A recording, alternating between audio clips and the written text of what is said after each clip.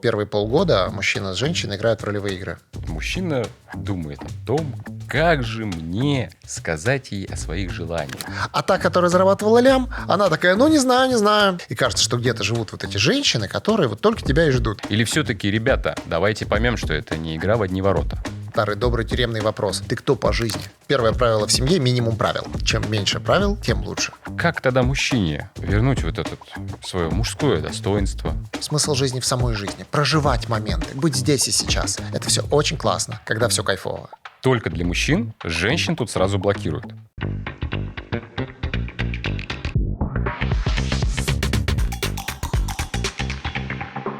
Привет, друзья! Подкаст 69 на связи. И сегодня я пригласил к себе своего доброго, хорошего друга Михаила Касаткина, психолога и коуча. Здравствуй, Михаил. Привет. Слушай, я вспоминаю 2020 год. Только я начинаю снимать этот подкаст, первый сезон. Еще нет никаких камер. В этой же студии, уже другое оформление, другое качество. Но тогда это были мобильные телефоны, какие-то микрофоны. Я пригласил тебя на очередной выпуск. Тогда ты снимался с Михаилом Костаняном. Вы вдвоем МК по аббревиатуре, по своим инициалам. Пришли поговорить про секс в длительных отношениях. Об этом, кстати, я сделал всплывашку здесь. Внизу обязательно будет ссылка в описании. Добавлю, чтобы каждый смог посмотреть и узнать, что же и как мы тогда начинали. И сегодня я захотел, и я очень благодарен, что ты решил прийти на такую специфическую тему, но и душещипательную. Это мужчина в браке, инструкция по выживанию.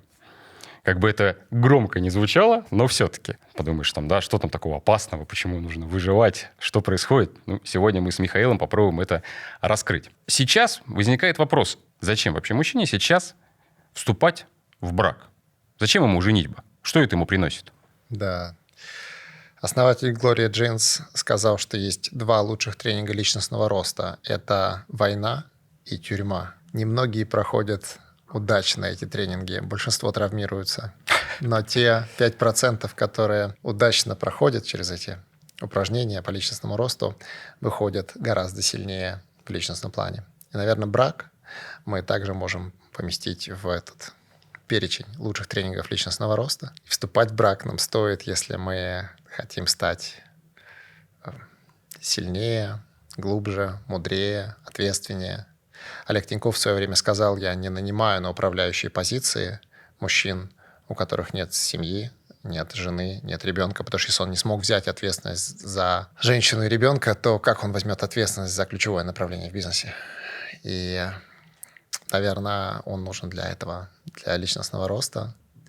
А также, если цель жизни большая и сложная, и это проект, который не вывезешь один, то хочешь идти далеко, иди вместе, хочешь идти быстро, иди один. Так вот, если цель такая серьезная, то нужна помощница. Нужен человек, который с тобой будет спутница жизни, который отличается от тебя прям сильно, она другого пола. И при этом вместе вы можете создать то, что ты никак не создашь один и никак не создашь другим мужиком. Здесь много подтверждающих факторов. Хорошо, давай возьмем тогда уже. Брак произошел. Он женился. По-любому возникают какие-то кризисные ситуации. Есть ли у тебя в голове каких-то топ-3 подводных камня, об которые разбивается лодка под названием брак? Да.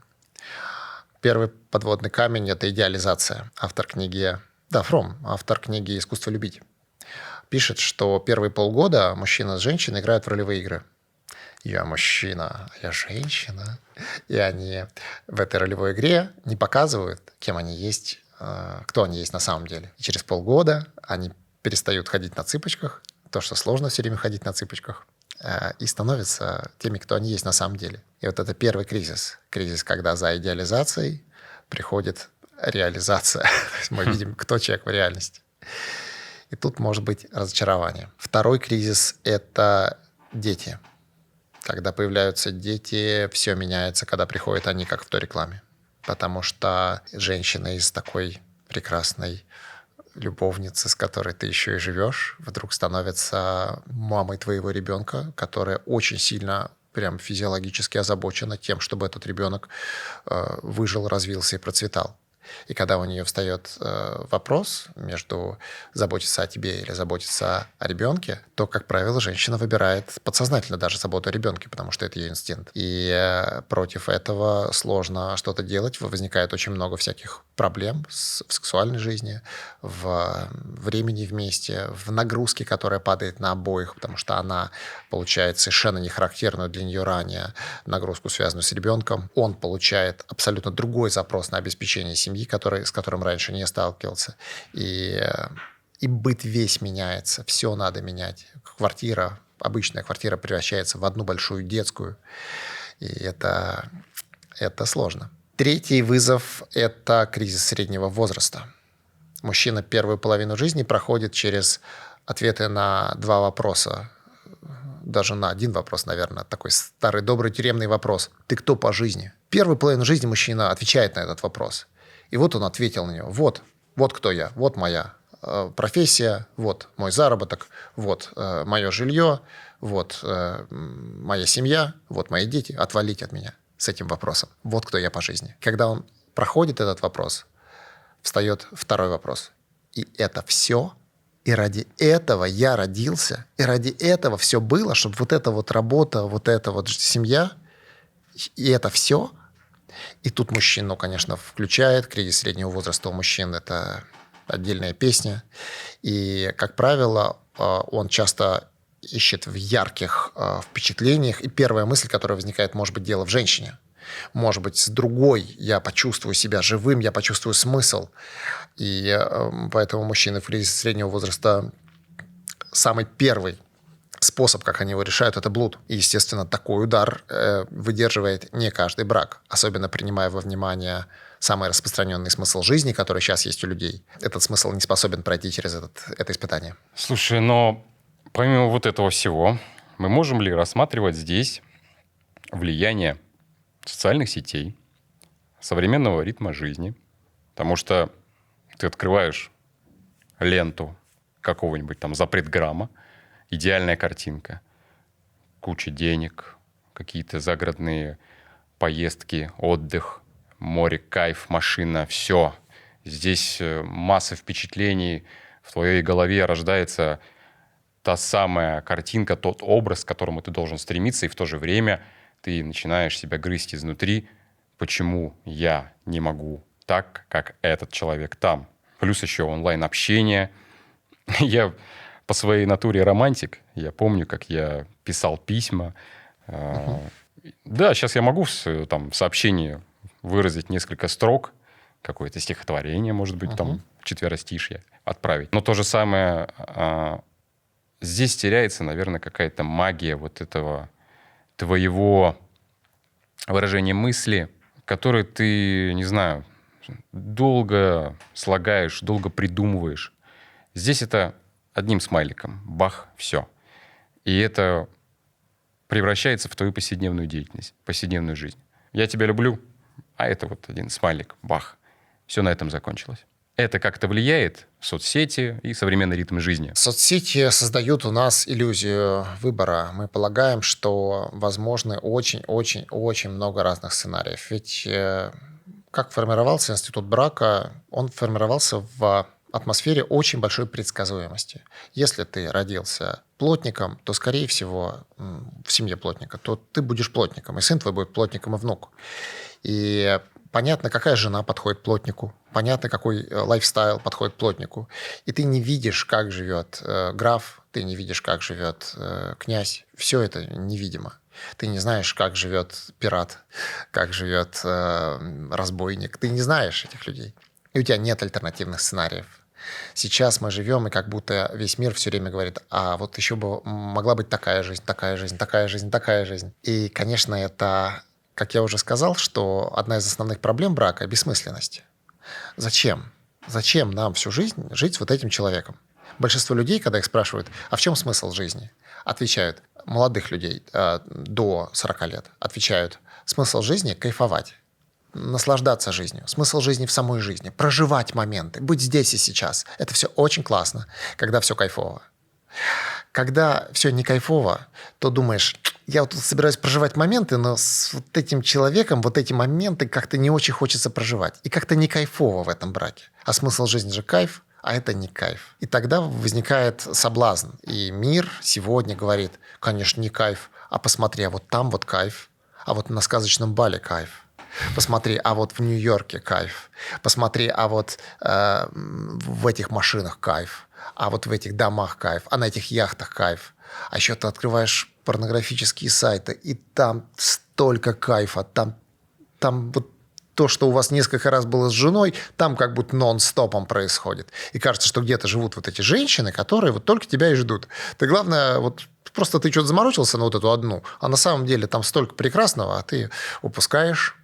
А тут у тебя еще кризис среднего возраста, а тут еще и бытовуха заела, и попробуй держись тут. Слушай, ну раз мы коснулись замечательного слова «порно», «весело-задорно», оно же реально как-то влияет на сексуальное восприятие жизни.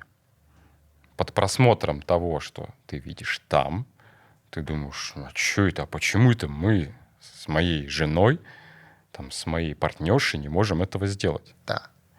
Как психологически это влияет и какие последствия? Это влияет на то, что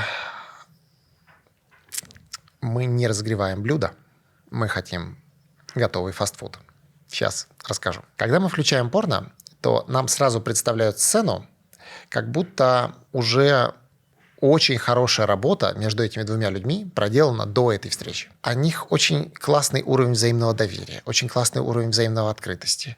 Они чувствуют друг друга.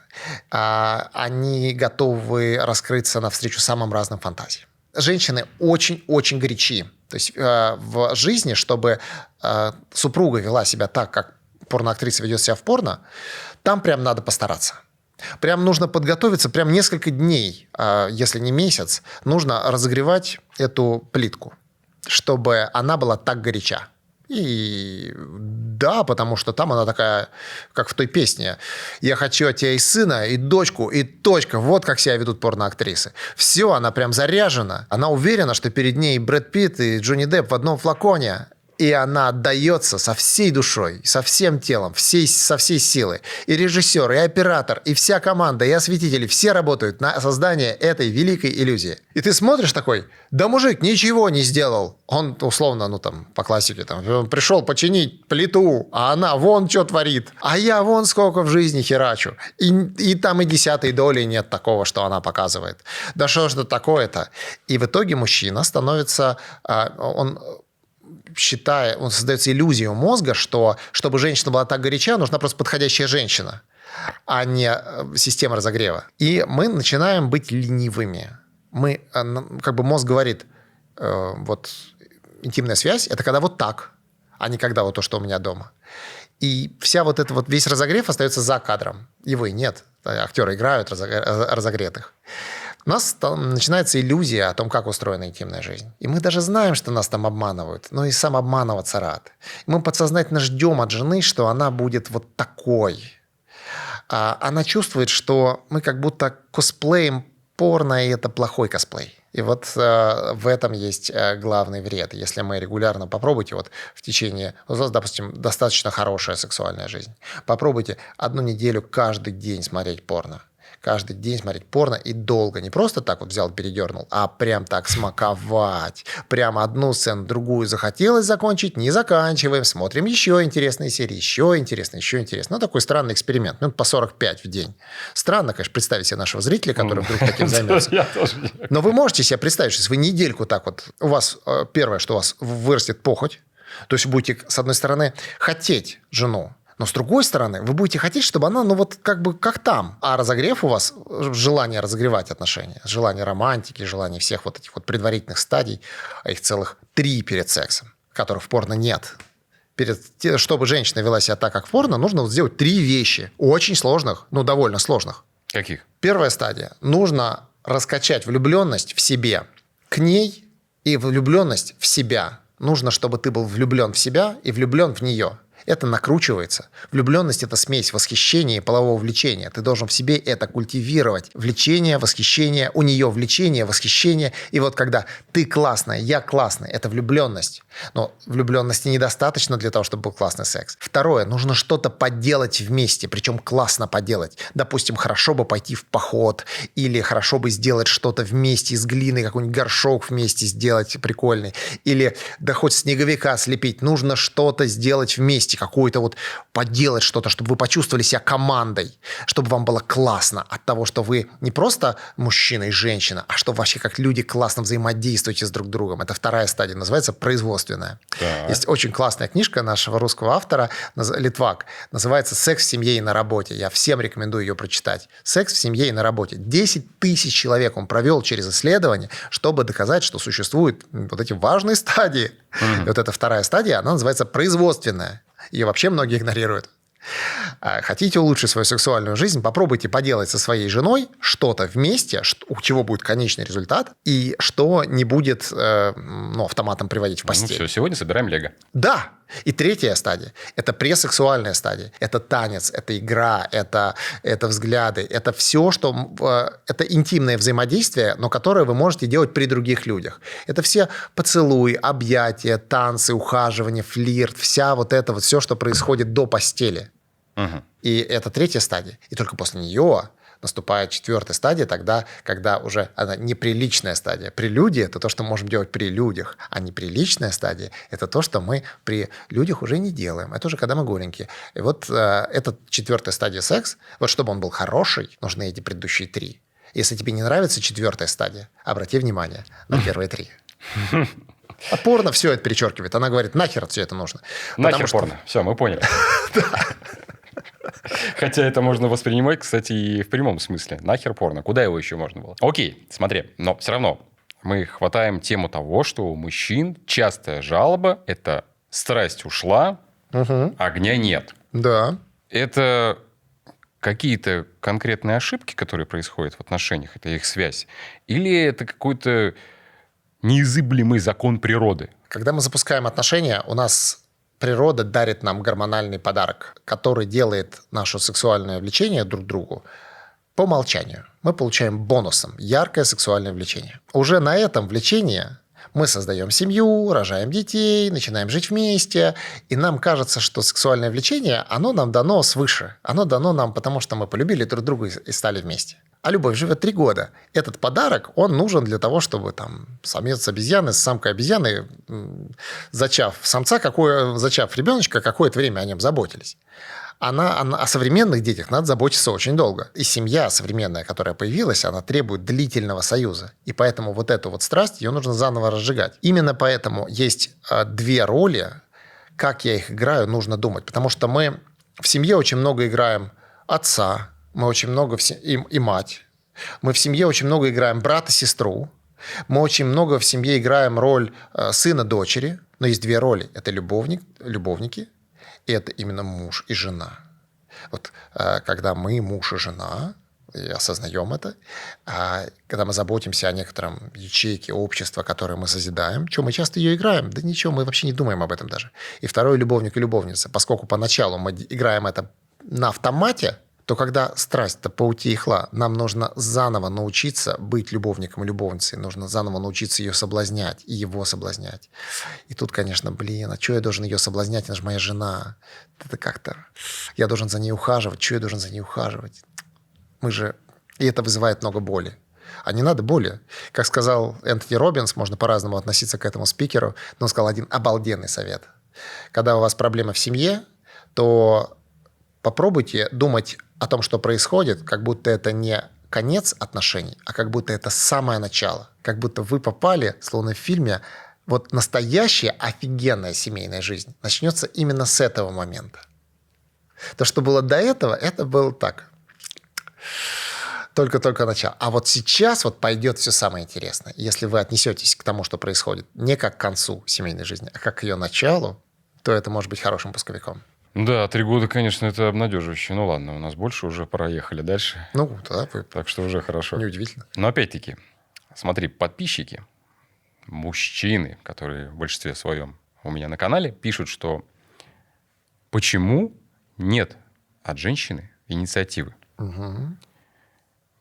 Почему, типа, я должен тащить только один на себе эту сексуальную и эмоциональную повестку? Как здесь поступать в этом? Это же... Возможно ли это воспринимать как женская природа, какая-то манипуляция? Или все-таки, ребята, давайте поймем, что это не игра в одни ворота? Что ты имеешь в виду? Ну, инициатива, если только есть от мужчины, окей, Да. женщина в молчании. Но если же он просто не чувствует той инициативы, которую женщина дает, Да. может быть, она присутствует, просто он как-то ждет, может быть, чего-то большего и не может это как-то обозначить, сказать. Мы же тоже вспоминаем, что словами через рот мы должны друг другу говорить о своих чувствах. Знаешь, я поражаюсь, как YouTube вообще показывает то, о чем мы говорим, и не блокирует эти ролики. Есть книжка, которую... Ну вот сейчас вот представь, наш зритель, он такой смотрит и думает, действительно не хватает инициативы. Ну я спрашиваю, а что ты прочитал вообще по теме? Есть какая-то книжечка, которую прочитал? Камасутру как-то в книжном, помню, взял, смотрел, закрыл. Ну, или почитал даже. Ну, тоже мне, конечно, информация. Есть книжка, ее можно найти в каждом крупном книжном, называется «Вагина». Большая такая толстая книжка про вагину, Есть такая. которая рассказывает, как устроена женская сексуальность. Ты ее прочитал? Ну, нет, я же нормальный пацан. Что я буду читать книжку «Вагина»? А вот надо прочитать. Если действительно вопрос беспокоит, если хочется разжечь, понять, как работает этот механизм, чтобы его разжечь. Это же сложнее, чем карбюратор. Надо как-то разобраться, как устроено. Второе. Женщины... Она же не просто так ты ее выбрал как свою жену. Я думаю, что у многих наших зрителей были в жизни такие женщины, которые он вспоминает такой, конечно, огонь была девчонка, но в жизни бы я не взял ее в жены, не приведи Господь. Поэтому, скорее всего, в жены ты взял такую хорошую девушку, порядочную. И не просто так. И она и была порядочная.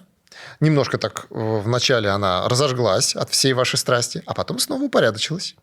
И она такая вот, ведет себя пристойно. Потому что если бы она вела себя непристойно, если бы она была, как в тех порнофильмах, скорее всего, ты бы давно с ней развелся, потому что она бы все время на рога наставляла и вообще ходила бы, было бы с ней очень трудно. Но ты выбрал хорошую. Хочется же такую. Вечная мужская проблема. Мы же хотим себе, чтобы она была как Дева Мария такая, Божья Матерь. Но при этом, чтобы в постели она была как такая Мария Магдалена, чтобы она была такая отвязная блудница. А потом снова такая Дева Мария. И как-то такая святая блудница. Как ты такую получишь? Сложновато. Поэтому в каждой женщине живет и та, и другая. Но поощряет общество Деву Марию. Общество не поощряет, особенно женщина в браке, заботиться о детях. Прям окружающая среда явно не говорит ей «зажги, давай». Что же делать? Есть еще одна чудесная книжка. Она называется «Не рычите на собаку». Про дрессировку животных и людей. Она так и называется. Инструкция по дрессировке животных и людей. Так. И там рассказана чудесная инструкция о том, как правильно поощрять человека за поведение, которое тебе нравится, и как правильно пресекать поведение, которое тебе не нравится. И вот мы насмотрелись порнофильмов и думаем, вот как же вот так вот мне хочется, чтобы она себя вела. А она вот ведет себя не так. Она ведет себя так, но в очень маленьком проценте, 10%. И нужно эти 10% начать поощрять, пестовать, воспевать, смаковать, обращать внимание. Вот как это делать? Правильно, хорошо написано в этой книжке. Маленькая, тоненькая, прочитаешь за день. Как не рычите на собаку, как правильно поощрять положительное поведение. И вот поощряй. Есть там огромное количество мужчин, которые... я же консультирую только мужчин. И вот мужчины говорят, вот в порнофильмах они глотают, а она не глотает. А как же сделать, чтобы глотала? Не рычите на собаку. Тюк-тюк-тюк, правильно поощрял. Слово за слово. И вот она уже очень рада. Слаще меда, как говорится. Окей, это подходит, если под формат того, что мужчина думает о том, как же мне сказать ей о своих желаниях. Сексуальных, бытовых. Не забывая о том, что сейчас тебя назовут эгоистом и тем, кто к чему-то придирается. Как это сделать, чтобы ты не казался этим человеком перед женщиной? Сейчас Михаил еще одну книжку порекомендует. Возвращаясь к книге «Не рычите на собаку». 100%. Основываясь на принципе положительного подкрепления. Угу. Там есть чудесный рассказ про то, что дельфин, он не будет прыгать в кольцо, если ты его бьешь палкой. Тебе вообще невозможно к дельфину докопаться. Ты не можешь его догнать и палкой ударить. А нужно, чтобы он через кольцо прыгал. Как заставить дельфина прыгать через кольцо? Только положительным подкреплением. Поэтому, конечно, часто нам наболело, и нам хочется высказать, дорогая, почему это все не так, как вот в фильме? Про дельфина. Про дельфинов. Дельфинок. Можно вот сразу без всех вот этих вот книг, без книги Вагина, без предварительных 3 стадий. Можно мне вот сразу вот то, что там нарисовано. Но это только... Это невозможно. То есть даже если мы пойдем и заплатим, то мы можем заплатить за платную любовь, но там получим иллюзию. И снова разочарование. В итоге для того, чтобы сотворить для себя идеальную любовницу из жены, необходима системная, долгосрочная, аккуратненькая работа по познанию ее и по поощрению ее проявлений. Поверьте, у женщин то же самое. Они точно так же жалуются на те или иные проявления мужчин, на скорострельность, на то, что ничего не придумывает интересного, что вот он такой вот скучный, что вот у него все там 3 сценария, и все время одинаковые. Точно так же. И точно так же они работают системно, вот, изучая мужскую физиологию и не рыча на собаку. Окей. Поговорил он с ней. Да, вот он смог добиться того, что у них теперь отличная сексуальная жизнь. Но тут всплывает вещь. Измена. У кого? С чего? У мужчины. Измена. Да. Подожди, смотри. В 2023 году, кстати, опять-таки, сюда я размещу всплывашку и ссылку в описании. В 2023 году Михаил пришел ко мне еще раз, второй. Мы говорили про измены. Посмотрите, очень интересный выпуск. Там был Михаил. В противопоставление, скажем так, может быть, слишком громко, но все-таки женское мнение там от психолога-сексолога Елены Толстой. Я снимал их специально по раздельности, чтобы это был классный сюрприз, если вдруг какое-то сочетание противоставления, мнение у Михаила, у Елены, вдруг оно разное. И, в общем, говорили про измены. Мой самый любимый выпуск вообще за всю мою жизнь до этого момента. Я снимаюсь много на телевидении, там Первый канал, ТВЦ, НТВ, в самых разных форматах. Ни один эфир не может превзойти вот этот по качеству контента. Это этот ролик, который, я надеюсь, что будут пересматривать мои правнуки. Надеюсь, YouTube будет, и они найдут. Вот про измены нам прадед рассказывает очень классный ролик. Я благодарен тебе. По-моему, моя такая же благодарность и приятные слова. По-моему, реклама открытая от человека, который участвовал в этом процессе, сама за себя говорит. Но тем не менее, давай копнем вот те же самые моменты, которые там были, про измены. Есть такая охерительная вещь под названием полигамность. Да? Мужчины полигамны. По природе своей. Оказывается, мужчины полигамны. Они в любом случае стремятся оплодотворить самку. Откуда такая информация? Вот, я говорю, что есть некая, скажем так, история того, что удобное прикрытие сказать, что мы же по природе свои такие, я хочу трахать все, что движется. Так вот возникает нюанс. А что если вот эта измена происходит даже там, где у мужчины все хорошо в постели? Ведь такое тоже, оказывается, бывает.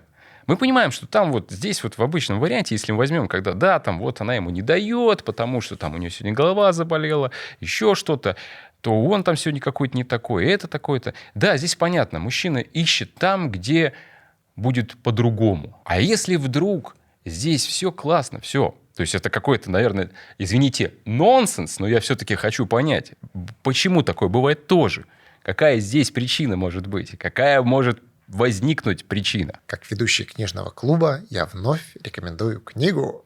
На этот раз это книга Эстес Перель «Право налево». Книга «Право налево», обязательно к прочтению, рассказывает о том, как в основном женщины, конечно, страдают от измен, реже мужчины. И тем не менее, мужчины тоже. В России интересно, что самая частая причина, по которой сотрудники органов, имеющие табельное оружие, совершают то, о чем нельзя говорить на Ютубе, выпиливаются, скажем так. А они выпиливаются по причине женских измен. Это самая частая причина, по которой сотрудники, имеющие табельное оружие, уходят из жизни. Представляешь? Ну, Это специфика, наша национальная специфика. Честь мужская не выдерживает именно в России. Это специфика России. В Швеции, в Америке не так. В России так. Почему люди изменяют? Если у них в роде все хорошо. Там описан прекрасный случай про женщину, которая находилась в прекрасном браке. У нее все было так, что просто как будто с картинки. И она изменяла с садовником в его пикапе. И для нее это был такой... Она не могла даже сама объяснить, в чем причина. Она всегда была хорошей девочкой. А тут такое творит. Причина в том, что люди часто изменяют, потому что мы помним песню группы «Ария», где Кипелов пел «Я свободен от мечты, от предсказанной судьбы». Измена как освобождение от предсказанной судьбы. Потому что когда мы с этим человеком, то мы в такой близости, то я думал, что я вот такой, но рядом с ней я другой. Я другая история, я другой, по-другому себя чувствую. У меня был один знакомый, невероятный подкаблучник. У него жена просто вот в таком кулаке держала. И он, вообще никто не мог представить, что у него может быть вторая семья и параллельные дети. И там у него, в этой второй семье, где у него был параллельный ребенок, он был глава. Он был мужик, он был такой вот настоящий просто. Джонни Депп и Брэд Питт в одном флаконе. Как самый лучший ты записан в телефоне. И он вот чувствовал там себя орлом. Но потребность у него была в основном в семье быть под каблуком. Но там он получал отдушину, там он был другой. И вот мужчины, которые изменяют, сколько я консультировал, всегда это с ней я чувствую себя... тем, кем мне прикольно быть какое-то время. Мне нравится это в этой ролевой игре, вот ощущать себя тем, кто есть. то есть это не всегда про секс получается? Вообще не всегда про секс. Женские измены практически никогда. Женские измены – это в основном про то, что я там вообще вот, оказывается, я могу быть другой, и у меня может быть вообще другая жизнь, и я могу быть другой личностью. Вот это вот иная судьба. А это дает чувство же, что ты в 2 раза дольше живешь. То, что тут вот я Михаил Касаткин, и вот я вот все со мной понятно, я вот так вот живу, и вот так вот, скорее всего, доживу, и так помру. А тут появляется какая-то другая история, и в этой другой истории я как будто могу прожить вторую параллельную жизнь. И как будто моя жизнь x2. А если третья параллельная жизнь, то x3. И я встречал мужчину, который так живет 8 параллельных жизней, и он очень счастливый. Что-то фантастическое, но в принципе вполне выполнимое, наверное. Кстати, интересно, что 52% мужчин по статистике в России убежденно верные. То есть в анонимных вопросах они говорят, я принципиально верен своей супруге. В анонимных опросах. Это не то, что он хочет показаться красавчиком. Поэтому большинство мужчин, если изменяют, то это такая трагедия, как будто я сделал что-то. Не совладал с управлением, и женщины тоже так. Большинство мужчин принципиально верные. А с точки зрения физиологии, женщины вообще более полигамны, чем мужчины. Если уж мы там приходим к этому. Например, мы знаем, что женщины кричат. Мужчина никогда не кричит во время секса. Ему не нужно, чтобы кто-то услышал и пришел тут вместе с ним этим всем заниматься. А женщина кричит, она зовет, она говорит, смотрите, здесь таким занимаемся, сейчас приходите, ребеночков зачнем. Потому что изначально в племени, где не было моногамных отношений, до моногамной системы, в которой люди прожили большую часть своего становления, там были отношения промискуитетные, и в ходе соития женщины такие, ребятки, сюда идем, тут хорошо. И женщины, до сих пор племена находят, в которые женщины считают, что...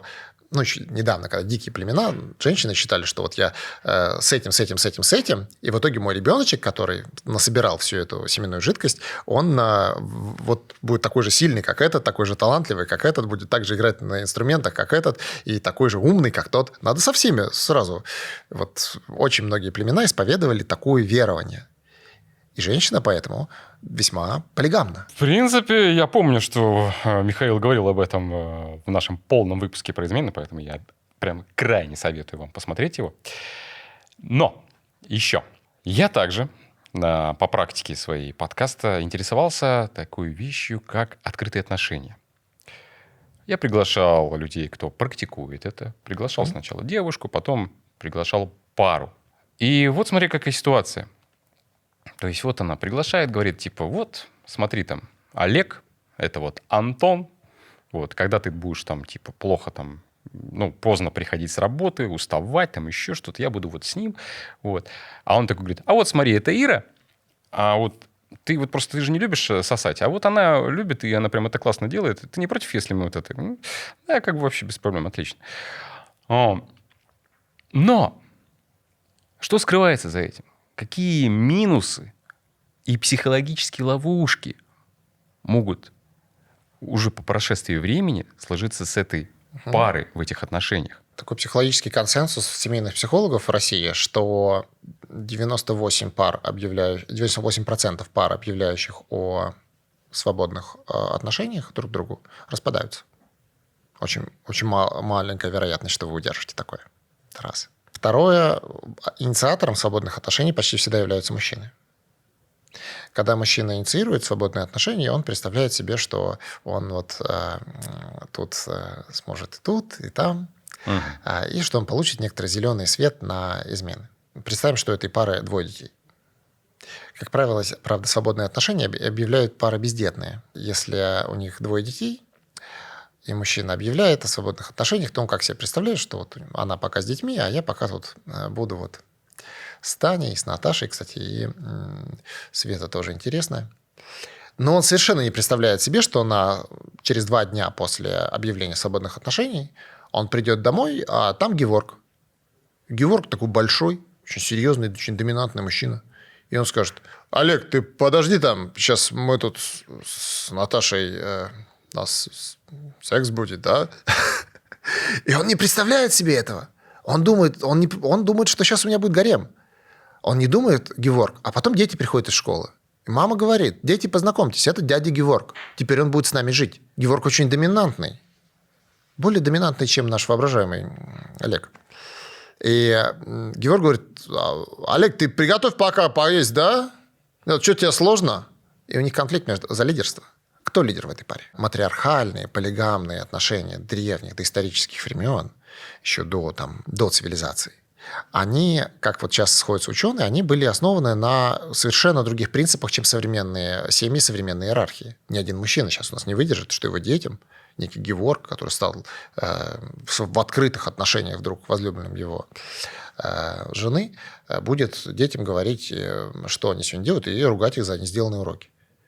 Нет. И эту опцию мужчины, когда предлагают свободные отношения, почти никогда не подразумевают. А для женщины это означает, что я ненадежный, и я временный, и найди себе того, с кем ты сможешь укорениться. А сколько я встречал мужчин, практикующих открытые свободные отношения, они бездетны, и они всегда говорили, когда она захочет классическую семью, когда она захочет рожать детей, лучше, если любовница покинет эти свободные отношения и станет традиционной.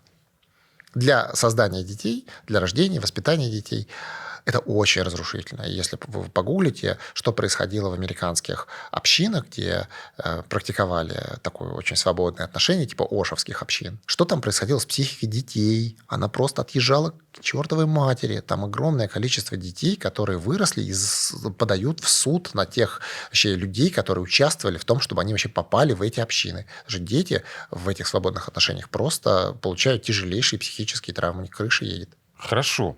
А как мы можем это избежать? Допустим, есть какие-то 3-4, может быть, установочных правила, нерушимых, так сказать, границ, установленных мужчиной, для того, чтобы семья не распалась, для того, чтобы не пропало это уважение между друг другом, для того, чтобы здоровье было отношений. Есть ли этих каких-то 3-4 нерушимых правила? Правило первое. Вообще, первое правило в семье – минимум правил. Чем меньше правил, тем лучше. Потому что правила – это история про общение с чужими. Когда мы общаемся с своими, то здесь хотелось бы душа в душу, хотелось бы быть доверять как самому себе. Мало кто устанавливает прям жесткие нерушимые правила в отношениях с самим собой. Это очень тяжко. Поэтому и в семье правил стоит по возможности избегать. Но одно правило очень рекомендуется. Это полное табу на оскорбление. Оскорбления запрещены. Почему? Потому что этот человек, который нам ближе всех, он имеет самое непосредственное отношение к нашей самооценке, к нашей глубинной самооценке. Человек словно подошел к нам, в жизни подошел, присмотрелся очень близко, потом стал с нами жить, очень-очень близко посмотрел на нас голыми, посмотрел на нас со всех сторон, увидел нас и потом сказал: придурок. Либо я живу с неадекватной женщиной, которая вообще не понимает, что вообще происходит вокруг, и поэтому ее оценка неверна, либо ее оценка верна, и на самом деле я придурок. Это очень больно. Поэтому оскорбление, которое может нанести близкий человек, оно сродни тяжелейшей психологической травме. Лучше бы ударил. Это слишком. То есть вот моя жена, она может ударить меня кулачком, она может запустить меня тапочком, но она не имеет права оскорблять меня никаким словом. И я ее тоже. И детей то же самое. Это табу, потому что можно нанести очень тяжелую травму. И потом они плохо лечатся. Семьи, в которых мат-перемат, оскорбления, там тут же прицепом идут измены, там тут же прицепом идет просто такая вот, живем как непорядочные люди. Вот. Второе правило это долгосрочные цели. У вас нужно определить, а зачем, что мы строим.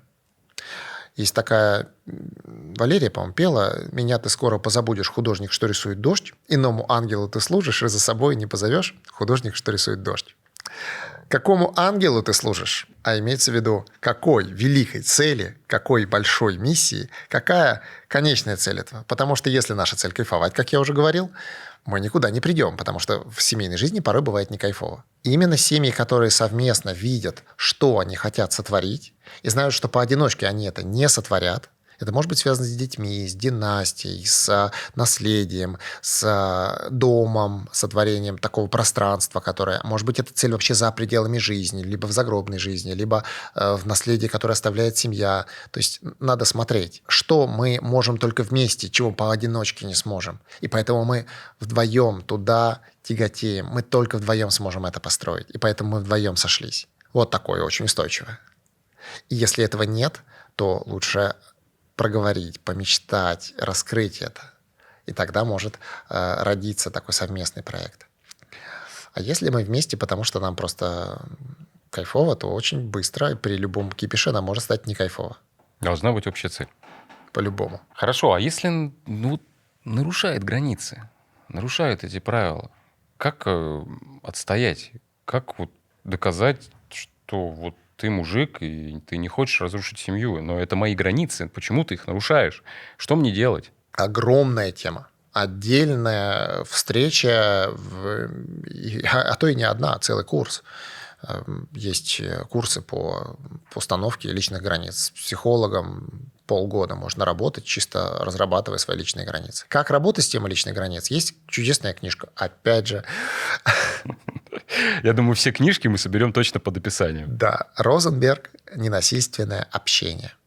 Это человек, который с родителями эмигрировал из Российской империи, переехал в Соединенные Штаты и создал там книжку «Ненасильственное общение» и вообще стандарты ненасильственного общения. И теперь вот этот стандарт выстраивания границ – это международно признанный стандарт, как люди корректно общаются друг с другом. По всему миру люди, когда задаются такими вопросами, как ты сейчас сказал, как выстроить границы. А вот я хочу я ударить хочу. Что делать? Я хочу накричать. Что делать? Ненасильственное общение. Все, что может быть сказано грубо, может сказано быть тактично. И может быть сказано так, чтобы не уязвить человека. То есть, получается, либо книга, либо поход к психологу. Либо книга, либо психолог. А лучше и то, и другое. Но ты не научишься выстраивать границы, потому что человек в подкасте тебе скажет: поделись с ней своими чувствами.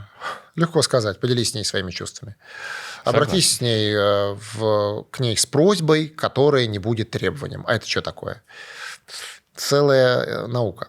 Знаете, ведь еще наши родители, у них было с этим гораздо хуже, чем у нас. Они когда не могли что-то объяснить, они били. Они били друг друга, они били своих детей. Просто не хватало слов выразить то, что я чувствую, то, что я хочу. А их дедушки, а бабушки, а прабабушки, прадедушки там били только в путь. Почему били? Потому что бедная коммуникативная культура. Чувствую, никак не могу выразить. Натя! Натя! А сейчас мы научились разговаривать. И мы уже можем не бить, а мы можем уже словами через рот. Окей. Едем дальше. Смотри, я все-таки с тобой с 2020 года. Естественно, перед каждым моментом, когда я кого-то приглашаю, когда я пытаюсь понять, кто мне нужен, я всегда, конечно же, подписываюсь на этого человека, ищу о нем многочисленную информацию. Сейчас не будет каких-то супер-мега-фактов, что у Михаила есть третья, четвертая семья. Нет. Меня заинтересовал такой момент. У тебя есть телеграм-канал. Я помню, возможно, может быть, плохо помню, но все-таки я помню, что когда-то раньше он был для всех. Да. Вот.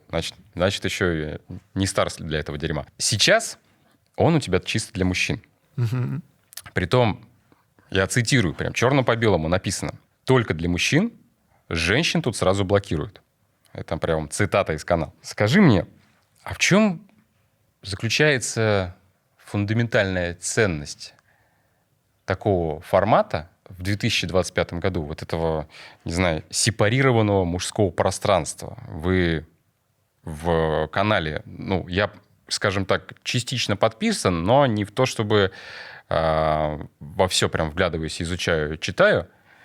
Взгляд со стороны, чисто взгляд со стороны. Вы там между собой заряжаетесь как-то, может быть, прячетесь, что-то вот как-то в этом, мотивируете друг друга. В чем фишка канала, подобного канала в 2025 году? Как сказала моя жена, такая мужская баня. Потому что если мы сидим в бане и разговариваем мы очень откровенные, на нас мало одежды, мы разговариваем на наши откровенные темы, и вдруг заходят 3 девушки. Если у них есть очень строго ограниченный функционал, еще куда ни шло. Но если они заходят, и они просто заходят, говорят: а мы теперь с вами будем тут сидеть и мужские разговоры ваши разговаривать. Разговоры сразу перестанут быть мужскими. Они станут другими. Исчезнет вот эта вот магия однополого общения. Я совершенно спокойно понимаю женщин, которые создают женские круги, женские клубы, где можно поговорить о своем, о девичьем. А у мужчин вот этого, где мы можем поговорить о нашем, о мужском, при этом будучи одетыми, будучи трезвыми, то таких пространств нет. Можно... Поэтому у меня есть мужской книжный клуб, где мы читаем книги, которые я тут перечислял, и обсуждаем эти книги по частям их. Читаем и обсуждаем. Но хочется такое же пространство иметь онлайн, и не на 10 человек, собравшихся за столом, а на сотни. И в этом есть магия этого канала. Там только мужчины. Каждый раз, как женщина подписывается, даже если это знакомый, я жену удалил, бывшую жену удалил, всех сотрудниц, всех удалил. Все там очень такой man's world. В принципе, я тебя понимаю, да, есть в этом какая-то фишка, что... Но нет ли такого ощущения, что вот когда вы себя искусственно изолируете от женского мнения, Да. нет ли в этом потери полноты картины? Благо, мы же не уходим в мужской монастырь, хотя, наверное, оттуда пошла эта практика. Мы же живем в обществе, и нам этого женского мнения вот так вот. Мы приходим домой, там женское мнение, приходим на работу, там женское мнение, открываем любой другой канал, там женское мнение. У нас достаточно много женского мнения вокруг. А вот когда мы ищем чисто мужское мнение, то мы находим такие каналы стрёмные, такую мы находим мужское государство, да, что там ни одному нормальному, адекватному мужчине делать просто нечего, потому что там мизогиния царит, ненависть к женщинам. А вот такой, чтобы канал любил женщин, любил жизнь, не связывал бы с тем, что мы тут собрались против женщин. А мы тут собрались просто потому, что такое есть место, где нету женщин, мы можем поговорить о нашем, о мужском. Не фонят там женщины. Да, женщины всегда фонят при мужчинах. Вот если бы сейчас здесь посади красавицу и даже не красавицу, мы с тобой вообще по-другому бы общались. Мы пушили бы хвосты. Не без этого, согласен. Да. Согласен. Это Михаил не зря, он психолог, все он знает. Окей, давай перенесем эту философию разделения в семью. Какова, по-твоему, идеальная, или даже лучше функциональная роль на сегодня мужчины и женщины в семье, собственно, это так и осталось?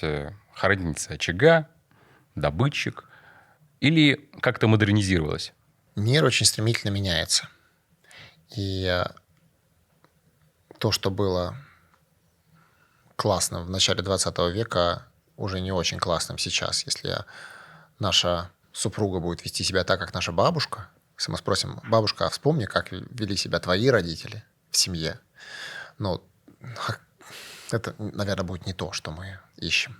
Но при этом есть вещи, которые остаются неизменными. На нас на всех давит мускулинность и феминность.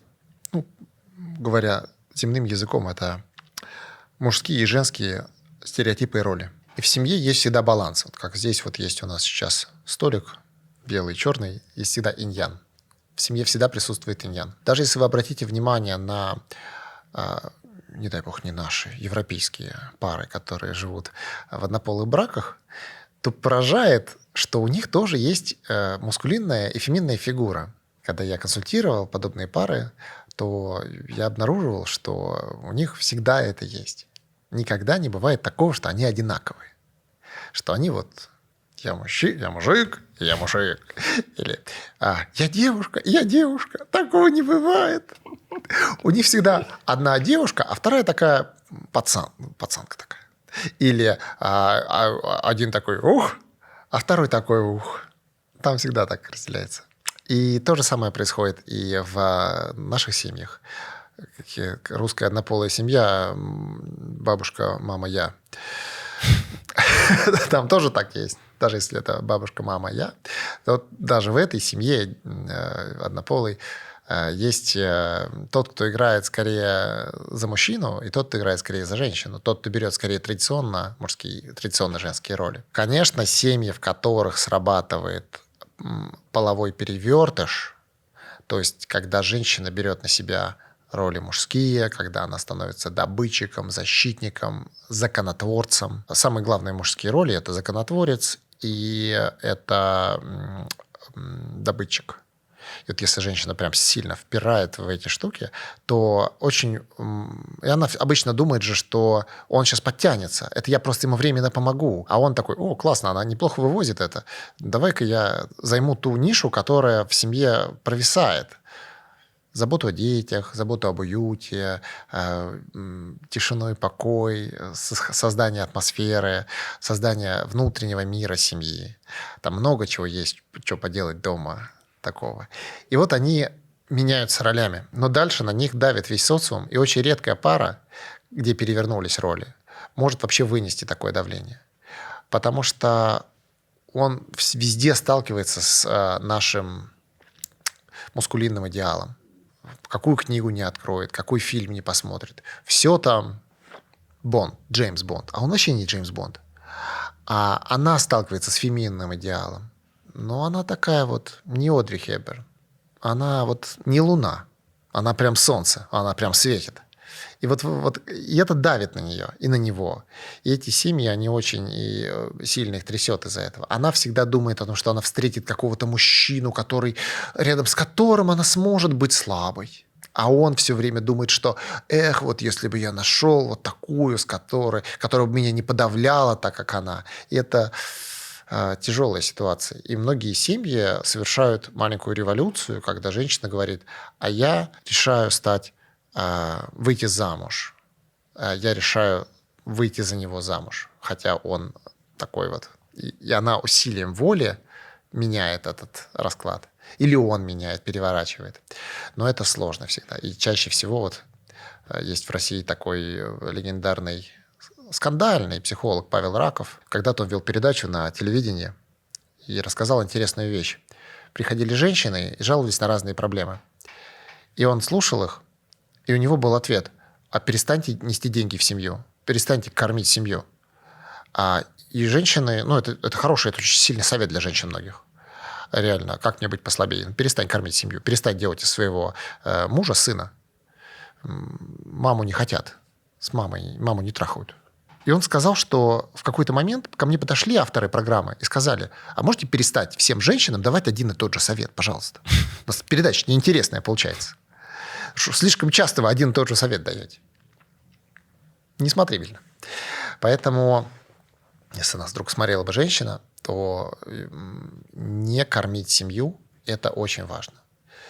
Потому что это расслабляет мужчину, и мужчина становится такой диванно-кроватный. Смотри, окей. Здесь получается в том, что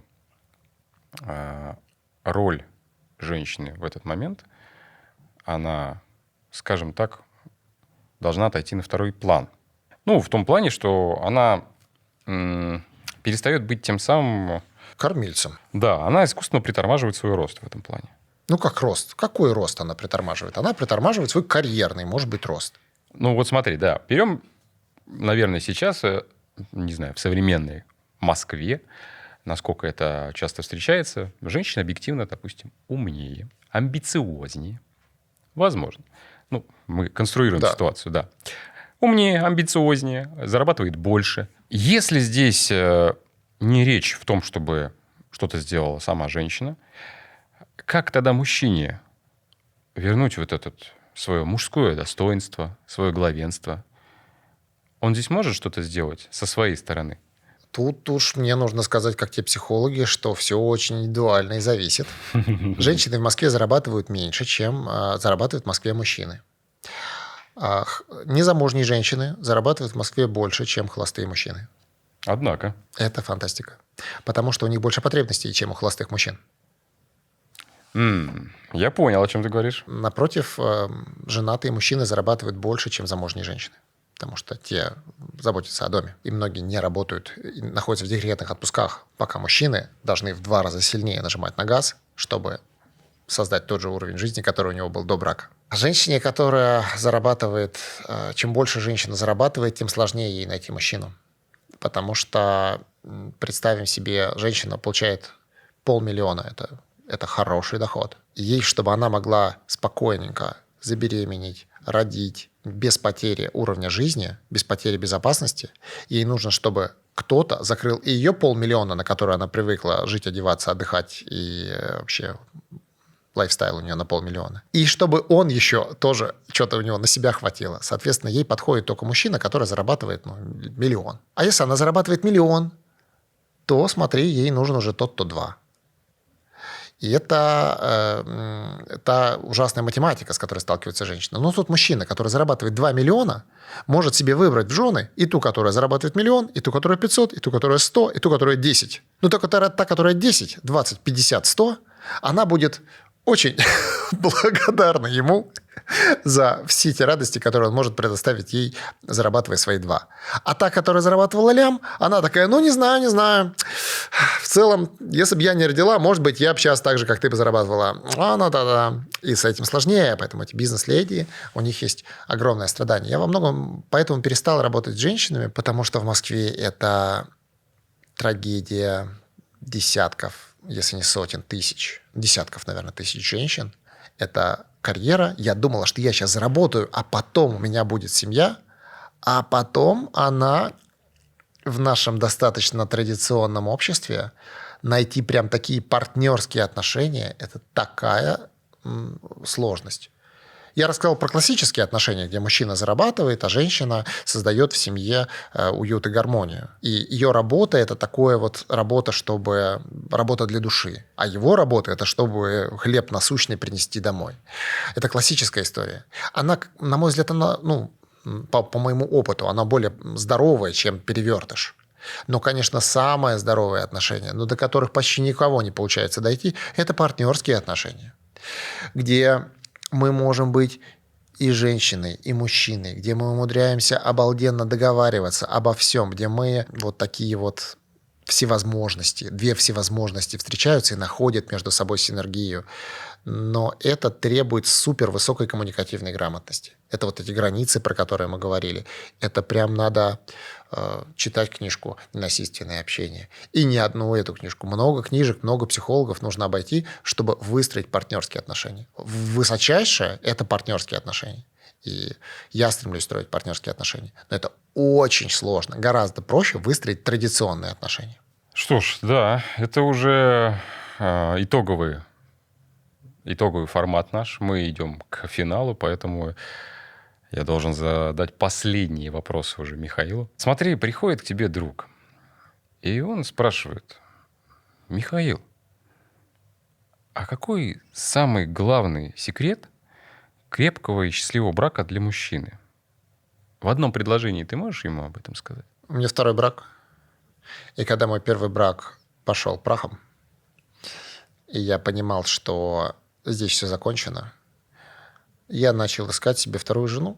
Это было очень болезненно и тяжело. Я поделился с отцом. У меня отец психолог, доктор наук, такой мировое светило, профессор. И он сказал мне совет, который так сильно помог мне, и потом очень многим помог. Он сказал: Миш, ищи душу. Ищи душу. И вот если найти душу, где ты можешь сказать, словно твою вот душу вынули, и вот она вот теперь в женском обличии, и ты можешь ей сказать: душа моя, словно твоя душа, самая лучшая, светлая, что живет внутри тебя, оно словно воплощено вовне, в женском обличии. Твоя анима, как сказали бы психоаналитики. И ты видишь ее, это твоя душа, то можно жить душа в душу. А если брак построен на теле, то душу придется искать в том, что есть. Романтично. Как я люблю. Окей. Ты перечислил кучу книжек. Мы все обязательно укажем. Еще что-то ты можешь порекомендовать мужчинам, когда сами не справляются, куда бежать за помощью? Каких-то специалистов, не знаю, какие-то еще источники. Что-то еще у тебя запомнилось? Если мы говорим про семейные неурядицы, то есть книжка хорошая Стивен Кови «7 навыков высокоэффективных семей».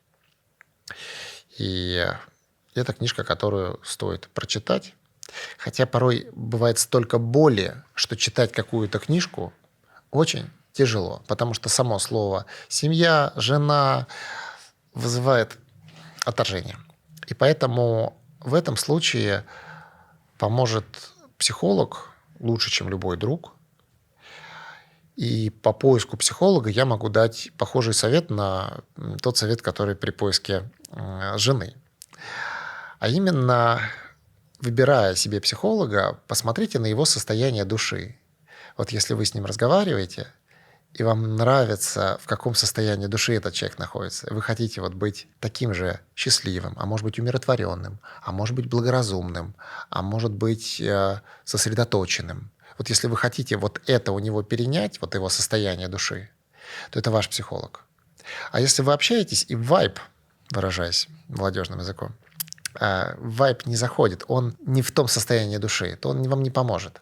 Вам нужно выбирать психолога по состоянию души. Как его найти?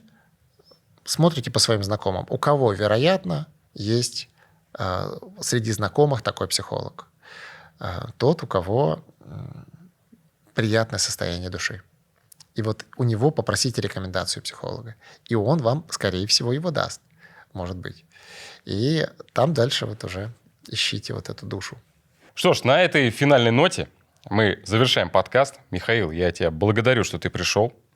Я еще раз перечислю, ребята, внизу ссылка на все, что сказал Михаил. Это все книги, его ресурсы, телеграм-канал, его запретграмм, в том числе все мое. Вы можете посмотреть, как я еще тоже живу, существую, как я еще что-то там пишу. А я пишу не просто то, что происходит у меня здесь, а еще свое мнение на разные происходящие новости. Плюс, конечно, мемасики, без которых никуда. Я очень рад, что ты со мной, что мы записали этот выпуск уже в 3-й раз. Мы с тобой встречаемся. Поэтому я думаю, что, по-моему, 3-го раза недостаточно. Мы с ним еще обязательно, потому что есть о чем поговорить. А вы пишите в комментариях ваше мнение по поводу того, что мы рассказали. Задавайте вопросы Михаилу персонально. Я обязательно ему все обозначу. Он обязательно ответит. И всего всем хорошего. Спасибо.